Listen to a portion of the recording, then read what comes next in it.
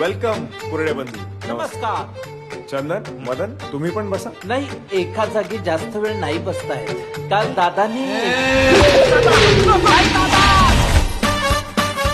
आम्ही 3 भाऊ एकत्र आलो ना तर एका तासात अख्खी गाडी खोलतो आणि पुन्हा जोडतो. दोघांनाही मीच ट्रेन केलंय. दादाला पण तू ट्रेन केलंयस. बघा, हा पण सांगतोय. बस तुम्ही दोघही काही कामाचे नाही.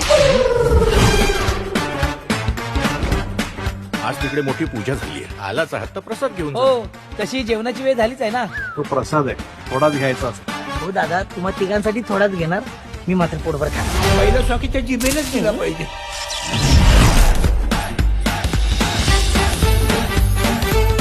त्याच्या मागे कुंड लागलेत. अहो आमच्या इथे बाई आलेली पाहिलेली बोललेली चालत नाही हो. आणि आमच्या दादाला कधी आम्ही बाईशी बोललोय हे कळलं ना तर आमची मागं पंचायत होते. मला काय घाबरवतोस रे? तुम्ही इथवर आलाच आहात तर घरी चला ना. दादा, कोणाशी बोलताय तुम्ही? इथे कोणी नाहीच आहे, मग बोलणार कोणाची? एक कॉफी प्लीज. गाडीत कोण आहे? चंदनदा, मदनदा, तुम्ही दोघांनी काहीतरी डेंजरस कांड केलाय. आता काय करायचं? त्रिपम मार्गबंदिस्तम, त्रिपम मार्गबंदिस्तम. वय काय? माझं नाही, माझ्या आजोबाचं. ते मला कसं माहिती असणार? एक खून माग पाहिजे होता, पहिला तुझाच खून केला. मला व्हिडिओसाठी कॅप्शन पण सुचलाय, गेलो जरी जगातून रील्स टाकू ढगातून. कडा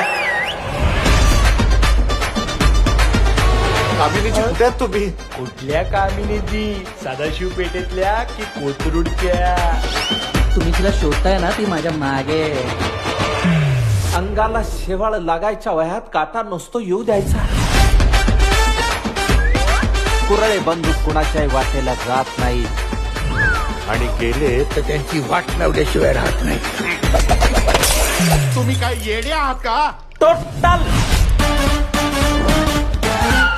तुझं माझं काही भांडण आहे, तुझी माझी काही दुश्मनी आहे? तुमचं तुम्ही बघून घ्या.